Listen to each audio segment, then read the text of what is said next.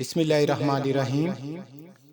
جعفر بن سلیمان کہتے ہیں، میں ایک دفعہ حضرت مالک بن دینار کے ساتھ بصرہ میں چل رہا تھا۔ ایک عالی شان محل سے گزر ہوا جس کی تعمیر جاری تھی۔ ایک نوجوان بیٹھا ہوا معماروں کو ہدایات دے رہا تھا، یہاں یہ بنے گا، وہاں اس طرح بنے گا۔ مالک بن دینار اس نوجوان کو دیکھ کر فرمانے لگے، یہ شخص کیسا حسین نوجوان ہے اور یہ کس چیز میں پھنس رہا ہے، اس کو اس تعمیر میں کیسا انہماک ہے۔ میرا دل چاہ رہا ہے میں اللہ سے اس نوجوان کے لیے دعا کروں، وہ اس کو اس جھگڑے سے چھڑا کر اپنا مخلص بندہ بنا لے۔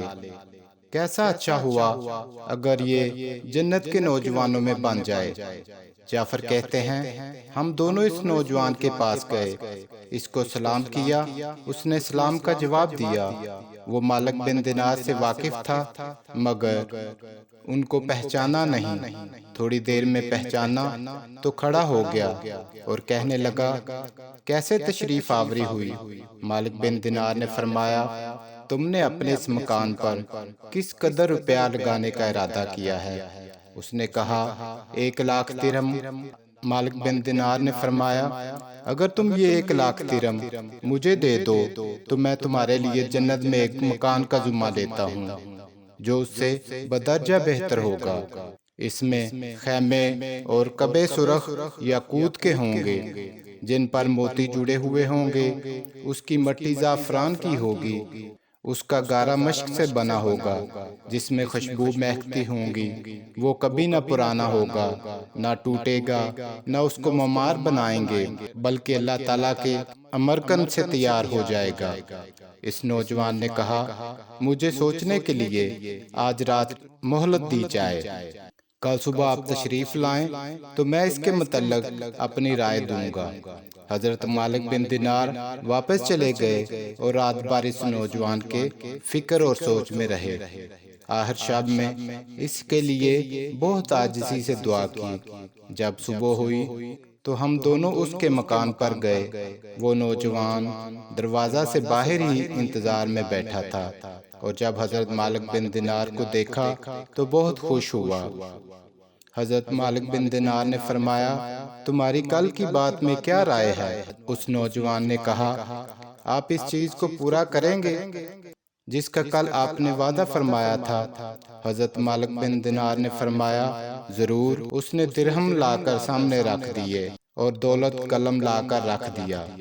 حضرت مالک بن دینار نے ایک کاغذ لکھا جس میں بسم اللہ الرحمن الرحیم کے بعد لکھا، یہ اقرار نامہ ہے کہ مالک بن دینار نے فلاں شخص سے اس کا ذمہ لیا ہے، اس کے اس محل کے بدلے میں اللہ تعالیٰ کے یہاں اس کو ایسا محل دیں گے جس میں خیمے اور کعبے سرخ یاقوت کے ہوں گے، جس پر موتی جڑے ہوئے ہوں گے، اس کی مٹی زعفران کی ہوگی، اس کا گارا مشک سے بنا ہوگا، وہ کبھی پرانا نہیں ہوگا اور نہ ٹوٹے گا، وہ سب لکھنے کو بعد لکھا ملے گا بلکہ اس سے بھی کہیں زیادہ عمدہ اور بہترین ہوگا۔ یہ پرچہ لکھ کر اس کے حوالے کر دیا اور 1,00,000 درہم اس سے لے کر چلے گئے۔ جعفر کہتے ہیں، شام کو حضرت مالک کے پاس اس میں سے اتنا بھی باقی نہ تھا ایک وقت کے کھانے ہی کا کام چل سکے۔ اس واقعہ کو 40 دن بھی نہ گزرے تھے کہ ایک دن حضرت مالک جب صبح کی نماز سے فارغ ہوئے تو مسجد کے محراب میں ایک کاغذ پڑا دیکھا۔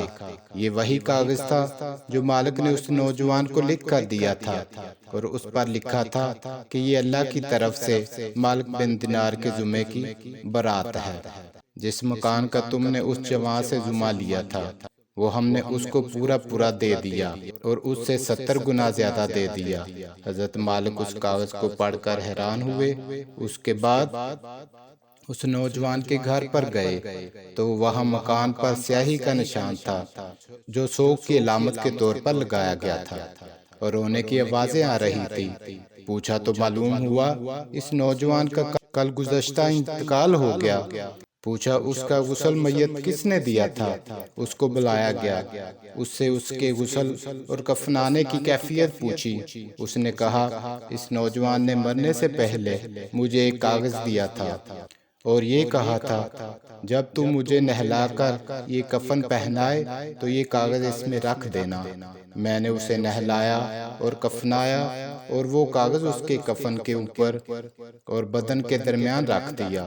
حضرت مالک بن دینار نے وہ کاغذ نکال کر اس کو دکھایا۔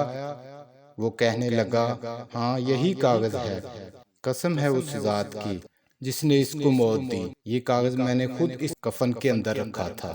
یہ منظر دیکھ کر ایک دوسرا نوجوان اٹھا اور کہنے لگا حضرت مالک بن دینار، آپ مجھ سے 2 لاکھ درہم لے لیں اور مجھے بھی کاغذ لکھ دیں۔ حضرت مالک بن دینار نے فرمایا وہ بات دور چلی گئی، اب نہیں ہو سکتا، اللہ جو چاہتا ہے وہ کرتا ہے۔ اس کے بعد جب بھی حضرت مالک بن دینار اس نوجوان کا ذکر کرتے تو رونے لگتے اور اس کے لیے دعا کرتے۔ بزرگوں کے اس قسم کے واقعات بہت کثرت سے پیش آتے ہیں۔